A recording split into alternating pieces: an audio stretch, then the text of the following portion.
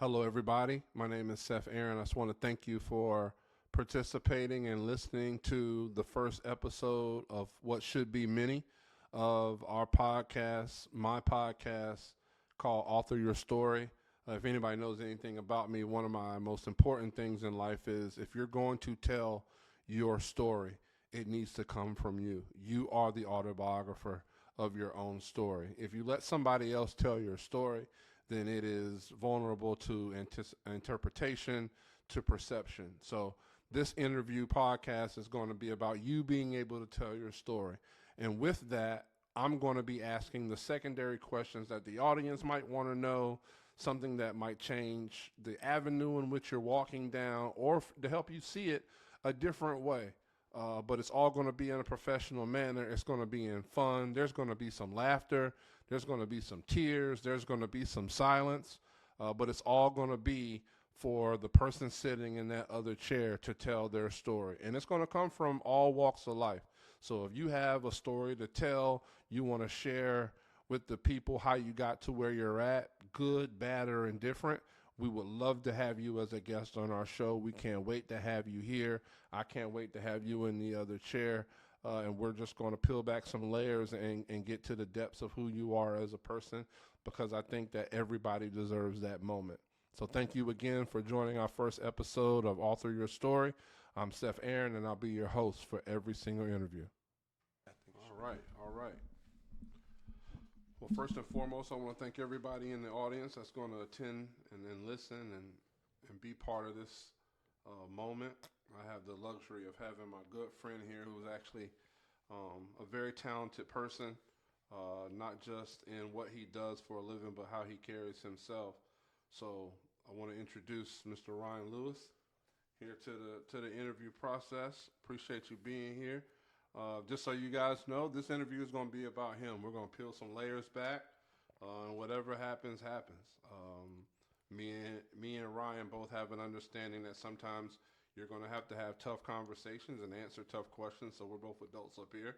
So while it will be unfiltered, it will be professional. So we're just going to let you know that. So don't look for any drama or no craziness, but this will be very genuine.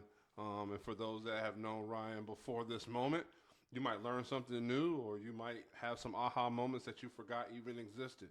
But we're here to give those to you as two individuals who respect each other. So first, Ryan, let the people know where you're from originally. Uh, first that was amazing. Great intro there. So I'm born in Richmond, Virginia, but I think we moved to Florida like when I was maybe 2 years old. Or what part of Florida? So Port Richey, Florida is the actual city name. Everybody knows more of Pasco County, Florida. 45 minutes outside of Tampa, kind of. Okay, so, okay. Yeah. I lived in Richmond for a year, so shout out to Richmond. To Oh, everybody yeah. there. I got friends in the Tampa area. Shout out to Tampa out there, and everybody who knows Ryan from that Tampa area. Let's give the people a little bit about how did you start art? Like, when did art become your thing? Uh, okay, so when I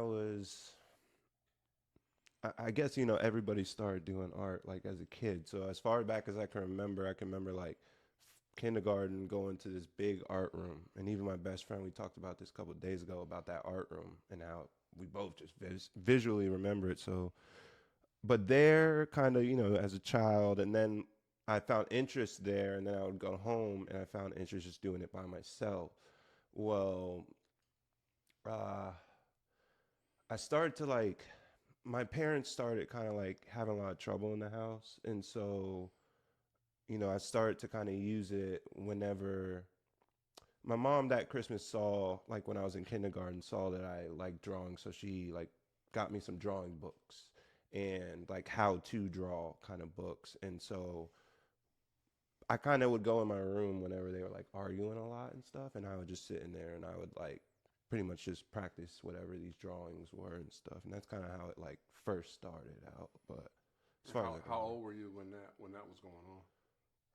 I'd say like 6.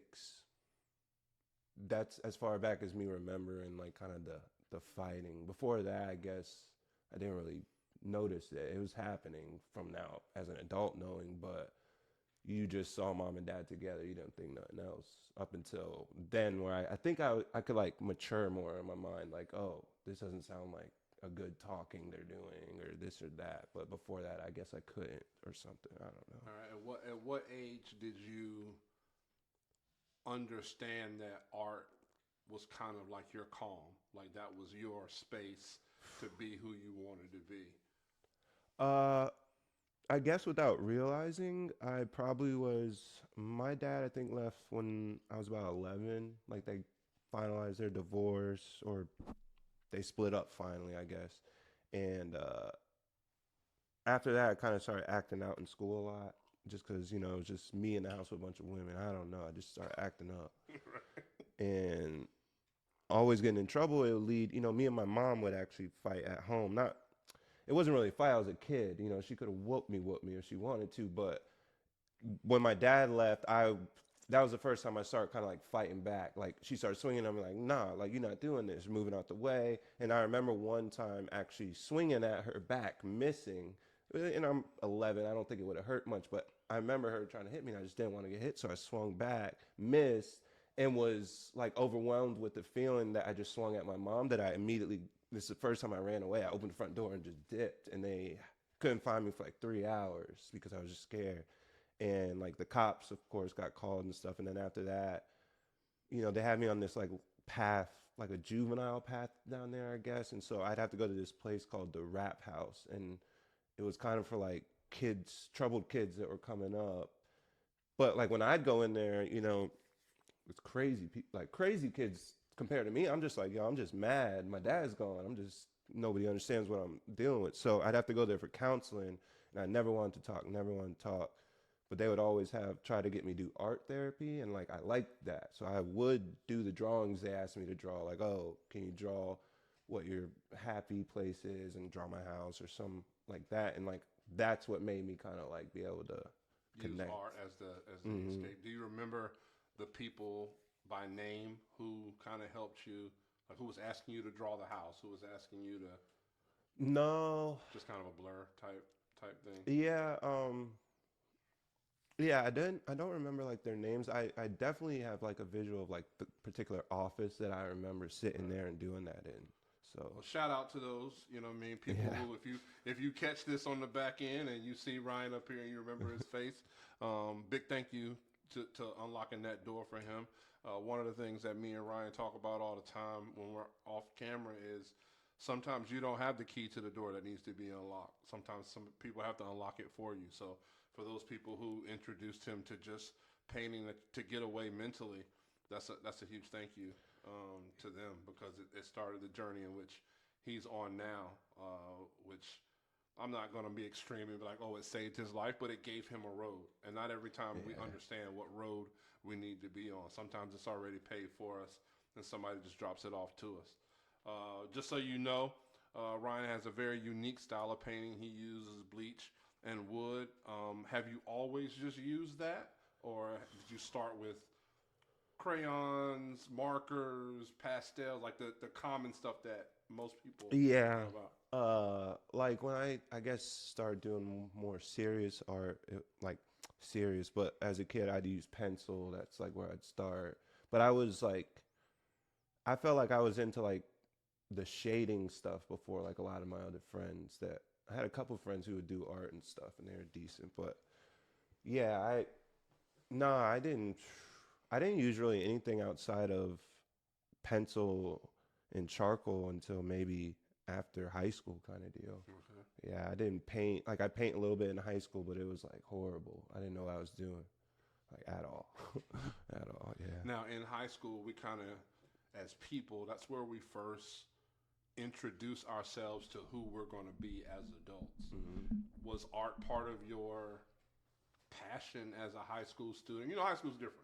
You know, you're dealing with social circles and Yeah. athletics and what you look like in front of your friends. And we can all talk about that. We don't care about that stuff, but we do care about that stuff. And I'm a little older than you, so a lot of times artists and musicians and chess club and these clubs, you get kind of labeled on the outside groups. Was that something that was tough for you to do? Did you still keep that as part of who you Mm, were, even through high school? Did you play a sport? Did you have to balance that as well? yeah, I think that was the thing is that I always played basketball since I mean, young. That was the first sport I got into, only sport I really played like that. And so in high school, I was one of the good players around the school. So I always, that was my focus for sure.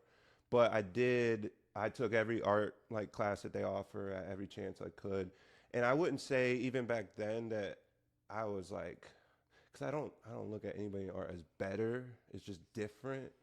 But I did definitely had more of a like a care for it than a lot of my classmates. It was more, I was in most of my classes I was a knucklehead, but when it came to art class, I wasn't really a knucklehead because I was like, no, I'm here. I want to know what this is about, kind of thing. So, but as far as like people knew I was okay at art or like good at art, they claimed I was good at art back then, but I never was like trying to push it.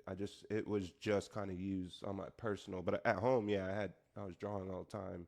I just didn't share it, I guess, as much. So, yeah. Was there a moment that gave you the confidence to share kind of what you were doing behind the scenes? Uh, hmm, I wonder. Not till later, I would assume. Like, Not even in a monetary fashion. I'm not even talking about like, hey, I could possibly make money off this, but it's just like, hey, I've been giving my heart and soul to these moments on this canvas. I want somebody else to see. Maybe they see it like I don't. Maybe they don't. Art is huge, has a huge interpretation as part of what yeah. it does, and sometimes that scares people. They might not see the painting like I see it, and I'm the one who worked on it. So you Mm, gotta mm. you gotta kind of come with an individual strength to be okay with somebody not seeing how you. Do you remember like Yeah. when you were like, you know what, I can show this now. I'm okay with that. Yeah, but I would say that was more in like college, and I guess now that I think about it, in high school and stuff, I never really. I, I guess when I was playing basketball, that was my whole mindset. That was almost plan A, if you think about it. And art never in the back of my head was like, oh, I'm gonna be an artist one day, a professional artist. I just did art, and then going through certain things that led me to not be able to play basketball no more and stuff, that's when my brain was like, okay, I need to take art more serious. And I think like it wasn't until like I decided to get into college at like 24, like I was drawing and doing a lot of things on my own, and then I said, you know what, I'm getting kind of better. Maybe I should go to art and go to school and refine some of these skills and see where it goes. And like I think that my freshman year at college, which was at a community college in Pasco County, I would sit in the hallways after like my classes and stuff, and all I did was just sketch all day. Like I didn't have friends. I was the older one, even at that point. I was like 24, walking around campus, a bunch of 19, 20-year-olds. So I've not felt out of place, but I just was like, all right, I'm just gonna lock in, worry about me while I'm here. But as I would sit around campus and draw and stuff, I would meet a lot of people that way. And I think through that, I kind of built up a little confidence out of it. So, Okay. Who yeah. were some of your inspirations art wise? Did you have favorite artists before you started? Like once you got on a path of doing art on a regular basis, did you start to look for other artists who drew like you or had the same visions of you as you, or Hmm. you know? Yeah, I think people are like scared to kind of like follow certain artists they like or whatever. But I was lucky enough to have an uncle who is a professional artist to this day, and that was kind of my like I guess first inspiration. And when I did find myself like in older years like lost at like my approach to art and stuff, initially I did kind of like look at his work, and a lot of my early stuff is like based off of his characteristics, his stylization, because that's my uncle. That's what I saw since I was a little kid, and it was like, okay, that works as long as I can get it to tell my story with the same kind of stylistics. Maybe I'll branch off, and I still do weirdly draw in that same style sometimes. So he would probably be my number one. And then Bob Ross, weirdly, was a thing. It was kind of a bond when me and my dad were young. And he would watch it and he would tell me about how, oh, I watched this in college. And, like, that was the thing. Rest in peace, Bob Ross. By the way. Yeah, Rest in yeah. peace, Bob Ross. So, but Bob Ross, I guess my uncle showed me a way of, like, it's possible to be a professional artist, whatever that was to mean. And, like, watching Bob Ross showed me, like, the peace. It like confirmed what I had already found, which was like peace when I'm doing art. And like Bob Ross, that's all it is. You can just watch him and get peaceful. You don't got to paint with him, nothing. Right. So yeah, I'd say my uncle is number one. And I look at a couple other artists, but I try, kind of like comedians in a way, I try not to oversaturate my brain with other artists' work. Like I like looking at other artists, what they're doing, but if I do it too much and I find myself, oh, that's so cool, I want to try something like that. And I don't really like thinking like that. I kind of want to just come off my own originality. So, yeah. Okay. Okay. Now, going through your life with being an artist, do you equate or do you use art in every part of your life? For example, when you're in a relationship, do you view your relationships with the same passion that you view your art? When you need to get away in a bad spot in a relationship, do you use art to cope with that? Like, is art always a part of you, or is it when you have to get away, you're like, you know what, I have art? Or is it something that consistently, day in, day out, no matter what you're going through, that art mindset is going to run parallel with whatever you're going through in life? Yeah, I think it is that. Because I think it's more connected, I guess, to my spirit, because I believe in that, right? And I think that, yeah, I think the same passion, there's two women in my adult life that I know I truly have loved, and yeah, I think some things play into that because you are so passionate and you do want things to go a certain way or whatever. But I definitely, it's just like art, I take the risk. It's not an easy thing to chase the dream of art. And it's financially not easy. It's not easy mentally because you don't know what's to come about it. Everyone's telling you go this route, that route. And even with like relationships and just everyday thing, yeah, it just makes you so much more deep. And I don't know, some of my family, they've called me, sensitive at times. And I used to be like, oh, that's an attack on me or whatever, but no, that's part of my character. I do have sensitive parts of me, and there But are art certain comes with things. emotion, Yeah, right? so Art is one of those industries where it's just like music or acting. If you void it of emotion, then you're probably not going to excel at it hmm because it's part of what goes on. You yeah, can be an emotionless athlete and still be elite. You know, they yeah, always say like, yes, oh, yes, he's got ice in his veins. He doesn't really yes, feel the moment. But if you don't feel the moment as an artist, as a musician, as an actor or an actress, you're really going to miss the mark yes. on what you're trying to do. So Well, and some of the best songs, right, are sad songs from heartbreaks. Like, and we all love certain whoever they are or whatever. We love these songs and stuff. But if we really looked at the human who made this, when they made it, if we go back to it, that man or woman was going through it, right, and it brought out this. It does. It brings out this beautiful thing. And even some of the artworks I've done, and I don't like to always like say this about a certain painting or this. I like to throw subliminals. I like to throw little things in there and stuff. But some of my best paintings that I've even sold or done, in my eyes, come from some of those relationships, the heartbreaks and stuff, and channeling that energy into that peace kind of I thing. was just So about to ask you that. Are there some parts of your art legacy that come from that hurt spot? Like, for instance, did you start painting athletes and then you went through something, so you started painting flowers, and then once you got out of that mode, did you go right back to painting, figures or whatever? Is that something that kind of drives what you're going to start working on, or what you are going to work on what you're going through or what you're feeling? yeah, 100%. It is kind of like always like about what I'm feeling. I don't know. I didn't always like for a while there I took commissions doing people's portraits, and even sometimes I will still now or whatever. But before I tried that whole like chasing the money part of it, and like the art to me didn't come out as good, and I didn't like I didn't feel as good afterwards. But when I do, like now, almost every piece that you see me do has some type of like emotion, and now I think I've begun to like find myself like no matter what struggles I'm going through, and like I'm okay.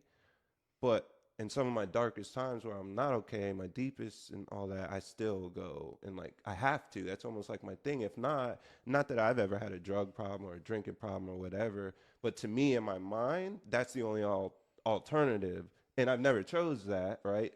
Because I've had art. So it's like, and that is kind of what keeps me knowing that, this is my therapy. This is my release. No matter what it is, and I've had weak times where it's not, I don't run to the art just to kind of get it out. But nowadays, like, that's it. That's like, yeah.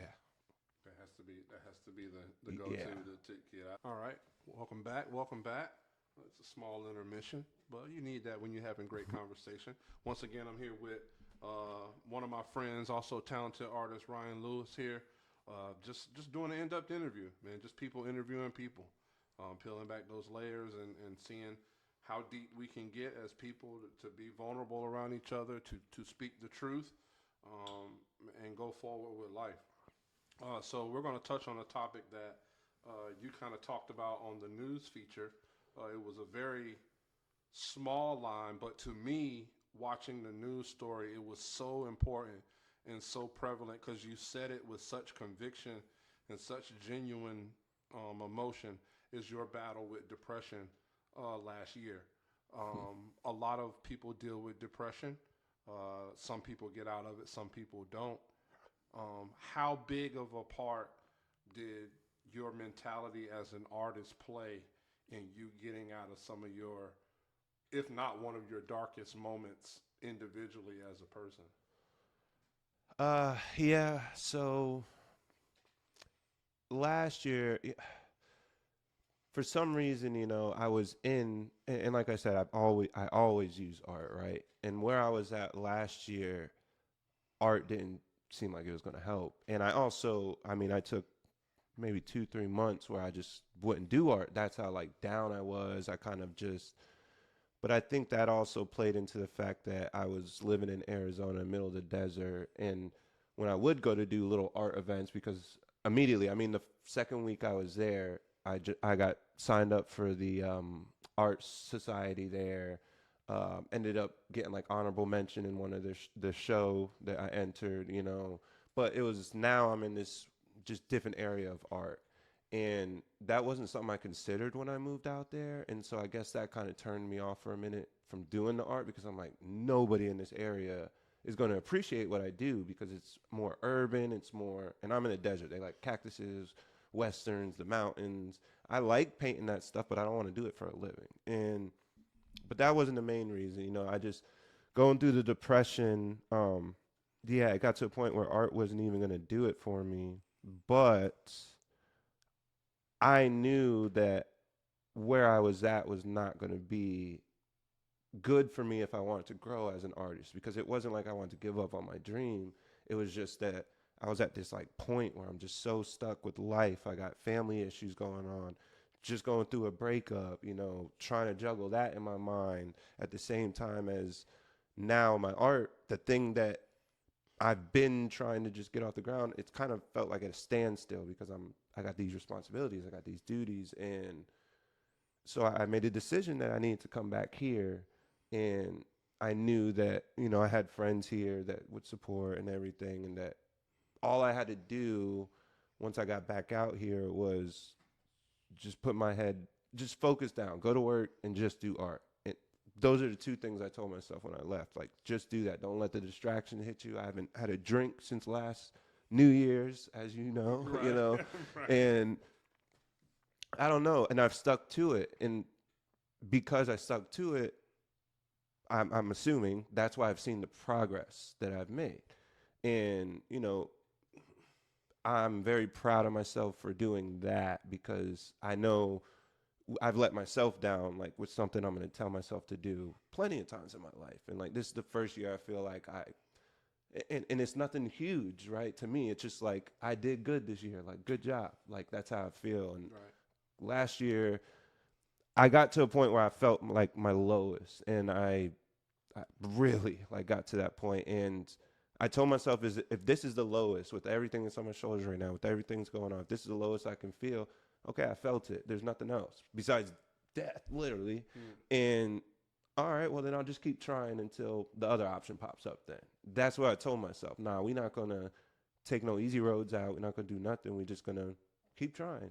If this is the lowest you're gonna get back, living with your moms, living out here, family, have to do this, then you may end up back here one day. But if we try, maybe we may not, you know, and that's like been my mindset since. So, Right. What do you want your fans or friends and family, those who know you, to know about Ryan the man? Not Ryan the artist, not the guy who's on the corner every day painting magnificent, paintings on canvas, or the server who's professional and efficient at the restaurant, but the man, the guy who wakes up every day as Ryan Lewis.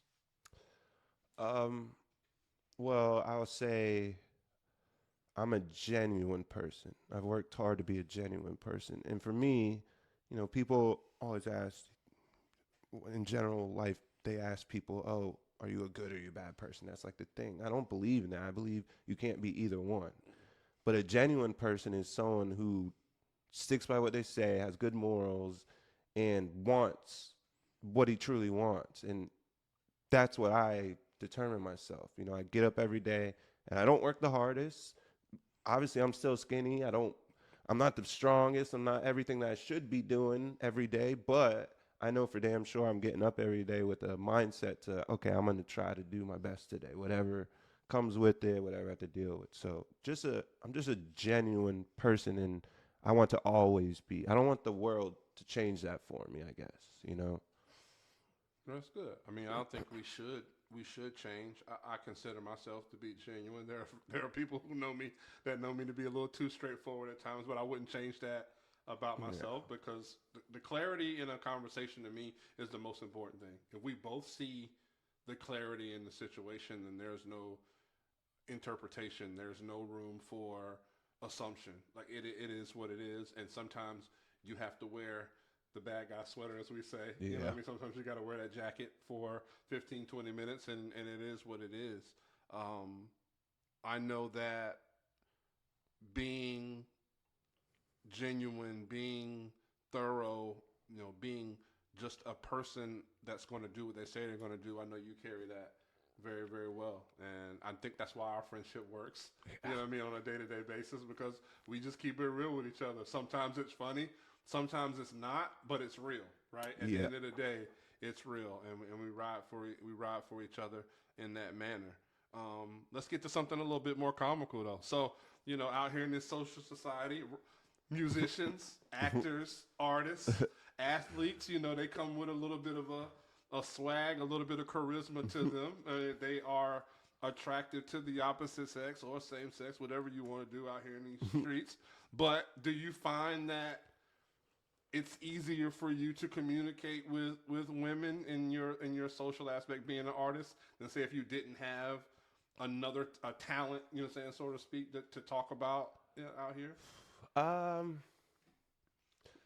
I think it kind of like helps as far as like having like, at the age I'm at now, women in general they're going to look at the most interesting guys. That's why we talk about the athletes and all these, because that's who not majority, but who women are going to flock to when they, I don't know. It's a thing. There's enough women who are doing it where it's a thing. Right.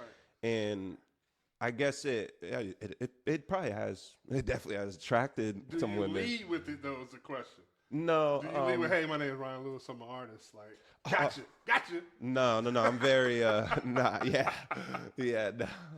No. It's funny, though, if my dad was me, I have some children right now. But no, I don't. I'm very, again, when it comes to like the genuinity, with women, I'm cautious, because I've seen the problems. In my mind, my dad's a perfect example. My dad has 7 kids.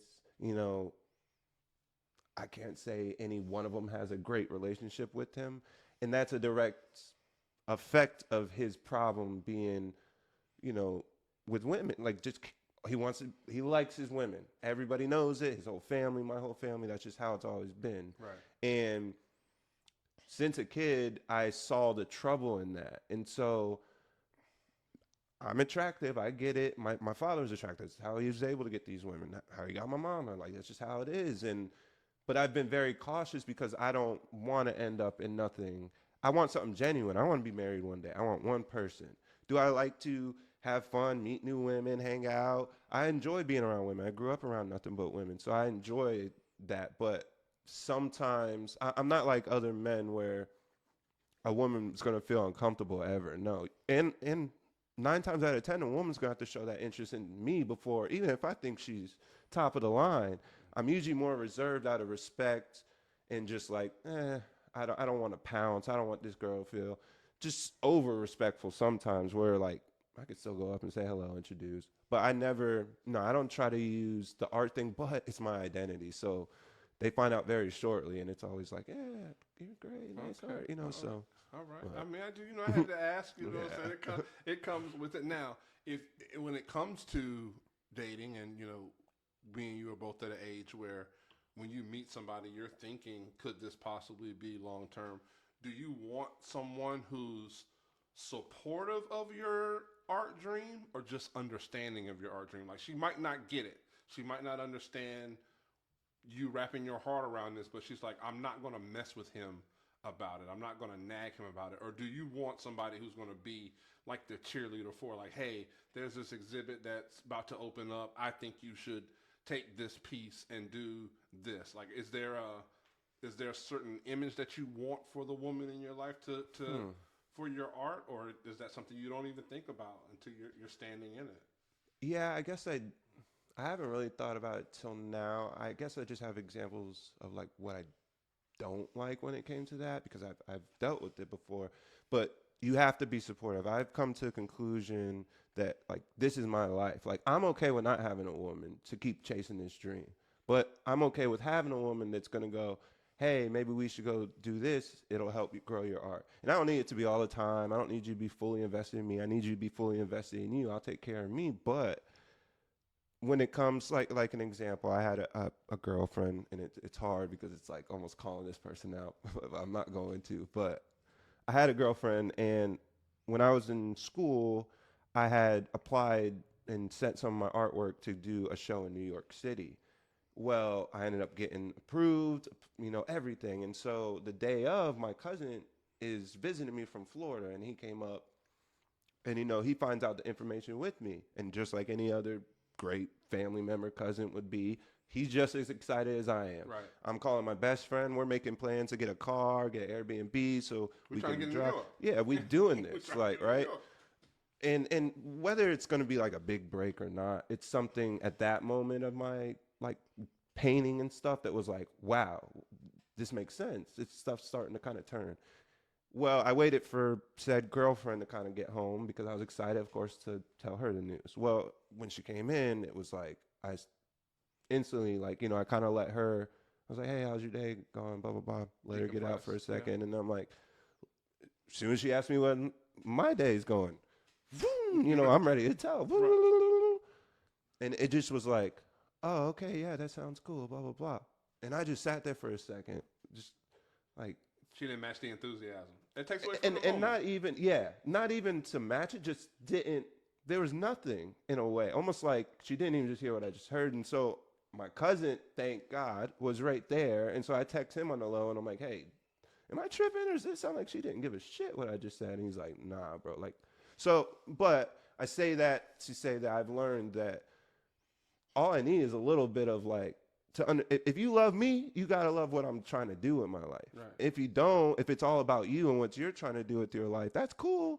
Just let me know, because maybe it is selfish that I want to do this art thing, and if it gets in the way of you, okay, go do your thing. I don't want that for you, but I'm gonna keep doing this. If you're on board with this, sure, let's work it out, figure it out. But something like that. You have to, yeah, you got to. I don't know, man. Right. Like, yeah, Yeah, I understand that. And ladies, just so you know, guys always text another dude and ask them if they tripping. Like yeah, it's yeah, what we do. Like, am I tripping yeah. or did I? Because I don't ever want to jump off that cliff. But no, I get it. So like, ladies, if you out there listening, you got to be supportive. You know, he's not rocking with you if you're not trying to be supportive. But no, I mean that makes perfect sense, especially in something like art or music or acting where your breaks don't always come, like Yeah. or potential break doesn't always come. Hmm. So when it does come, you gotta. The emotions are like, yo, this could be it. It could not be it, right? Yeah. Like 9 times out of 10, it could not be Yes. it. But it's that one time that you're like, this could be it. Like this could be the story that I tell about how I made it with my passion, with something I wanted to Yes. do and I have worked hard for. So Yeah. I understand that.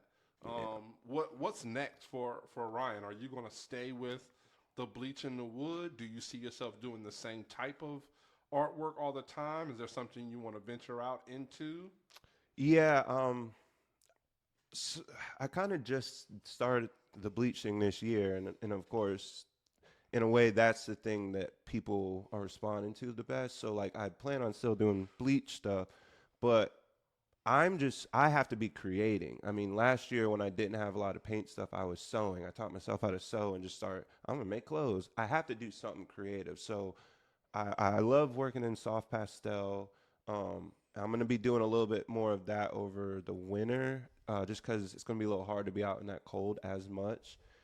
But that'll also give me time to practice indoors and show people my skill in color, because I have tons and ton of paintings that I haven't even shown. I erased from my Instagram when I moved here, so people wouldn't even know I have them, just so I can kind of revamp once I have them all again. But my main thing I want to get in this next year is start working with spray paints, Okay. because I do want to slowly get into the mural world.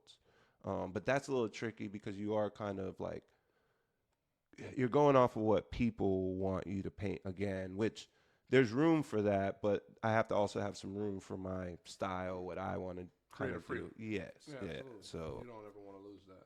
but spray painting this 2025 is on the agenda for sure. Like, That's on the agenda for yeah, 2025. yeah. Okay. All right. Cool. What is something that you want to let your fans and audience know that they might not know? Just something just kind of outside of the box. It could be surface level or it could be deep. It's up to you. Huh. Well, I guess I would say things aren't always what they seem. I'm very happy.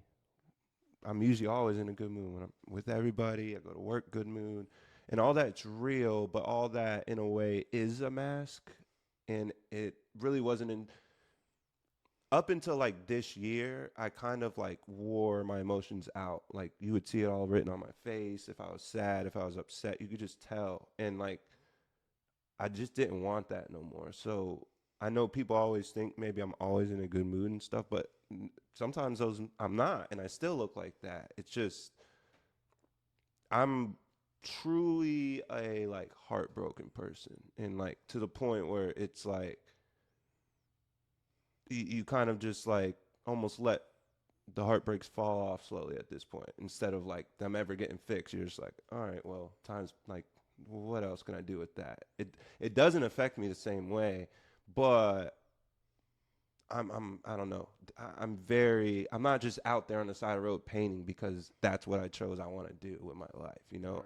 Right. I started it because I was really fighting stuff. So I don't know. I guess I would just say, be kind. You never know who's dealing with what, and just kind of, take care of each other, because the person, your best friend, could be smiling right next to you. You don't know what he's thinking or going to do tomorrow. And, I try to always talk to my friends for that reason, because I've been there. I know how it feels. So just, yeah, that's probably about it. Word up. Word up. Well, I don't have any more questions for you. If anything else you want to give to the audience, you can. But man, I feel like this interview covered so many different aspects Yeah. of who you are. I mean, we kind of did this thing off the top of the head. He didn't know what I was going to ask him, and I was kind of just going with the energy of us sitting next to each other. So I hope it was good for you guys to watch, and those that know Ryan a lot longer than I do, I hope it gave a great representation of the man and the guy that he is. And that concludes what we're doing today. So I appreciate it, my guy. Thank you, man. I Always, definitely man. appreciate You know it. what I mean? Thank And, you guys. Check out my Instagram, yeah. TheArtistRyan. Website soon, 2025. But for now, we doing Instagram. So, thanks, guys.